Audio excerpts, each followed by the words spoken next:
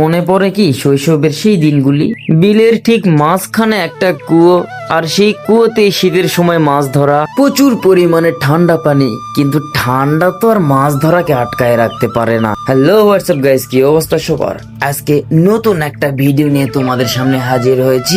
আমরা বিলের ঠিক মাঝখানে একটা জলাশয়ে মাছ ধরবো, আর সেই অভিজ্ঞতাই তোমাদের ক্যামেরার মাধ্যমে দেখাবো। প্রথমে আমরা ওপারের বড় কুয়ো থেকে ছোট কুয়োটা আলাদা করার জন্য একটা মিনি ফারাক্কা বাঁধ নির্মাণ করলাম, আর এরপরে আমরা ডিজেল চালিত একটা ইঞ্জিন দিয়ে আজকের পুরোপুরি জলাশয়ের পানি শুকিয়ে ফেলবো।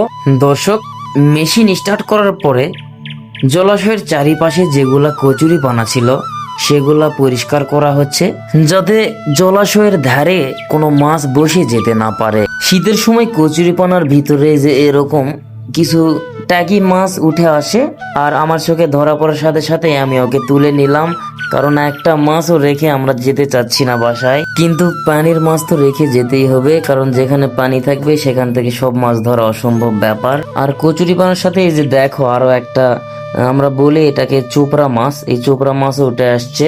দর্শক, তোমরা দেখতে পাচ্ছ জলাশয়ের পানি একদম ঠিক তলানিতে গিয়ে পৌঁছেছে, আর একটু পরে শুরু হবে আমাদের আজকের মাছ ধরার মিশন।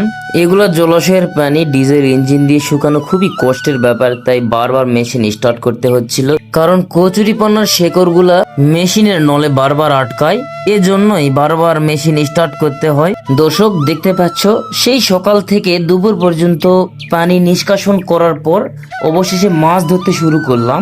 ছোট বড় মোটামুটি সব মাছই আছে দেখতেছি। কচুরিপানা পরিষ্কার করার সময় দুইটা শিং মাছ পার থেকে আর নামেইনি, এটা আবার আমার ক্যামেরাম্যান ভিডিও করার সময় দেখতে পাই। কি আর করব, ক্যামেরাম্যানের চোখে ধরা পড়ছে মানে কি, সাথে সাথে দুইটা মাছকেই ধরলাম। আর ঠিক তারপরেই ক্যামেরাম্যানকে বললাম, তুই ক্যামেরা রেখে তাড়াতাড়ি মাছ ধরতে নেমে পড়, একা এভাবে সামলানো যাবে না। তৎক্ষণাৎ ক্যামেরাম্যান ও ক্যামেরা রেখে মাছ ধরতে নেমে পড়লো। আর দর্শক, এই যে দেখতে পাচ্ছ কতগুলা মাছ আমরা পাইছি, এখানে সব দেশি মাছ, কই, শিং, গুছি, চিংড়ি সব, এই যে দেখতেই পাচ্ছ সবকিছু।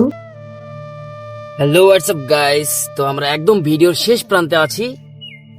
এই যে একদম দেশি নির্ভেজাল মাছগুলো সব আর কি ঢালতে পারিনি, এখানে আরো পাতিলা আছে। তো গাইস, ধন্যবাদ, আল্লাহ হাফেজ।